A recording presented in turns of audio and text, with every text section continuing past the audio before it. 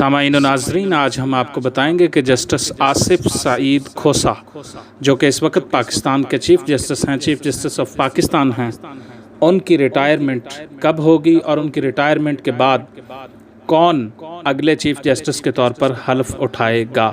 اس طرح آپ کو ہماری ویڈیوز پسند آئیں تو براہ مہربانی ان ویڈیوز کو لائک کیجئے، شیئر کیجئے اور ہمارے چینل کو سبسکرائب ضرور کیجئے اور ساتھ موجود بیل کے آئیکن کو دبا دیجئے تاکہ ہماری آنے والی ہر نئی ویڈیو کی اطلاع آپ کو بذریعہ نوٹیفیکیشن موصول ہو سکے۔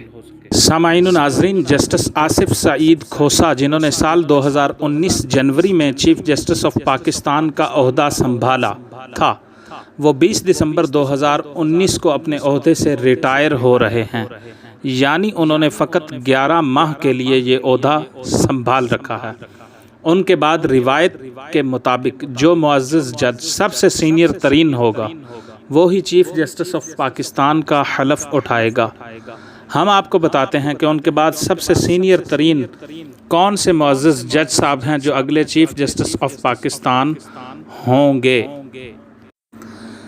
سامعین و ناظرین، جسٹس آصف سعید کھوسا کے بعد سب سے سینئر ترین جج جناب جسٹس گلزار احمد صاحب ہیں اور 20 دسمبر 2019 کے بعد جسٹس آصف سعید کھوسا کی ریٹائرمنٹ کے بعد وہ چیف جسٹس آف پاکستان کے طور پر حلف اٹھائیں گے۔ ان کا قاضی القضات کا دور تقریباً 2 یا سوا 2 سال پر مشتمل ہوگا۔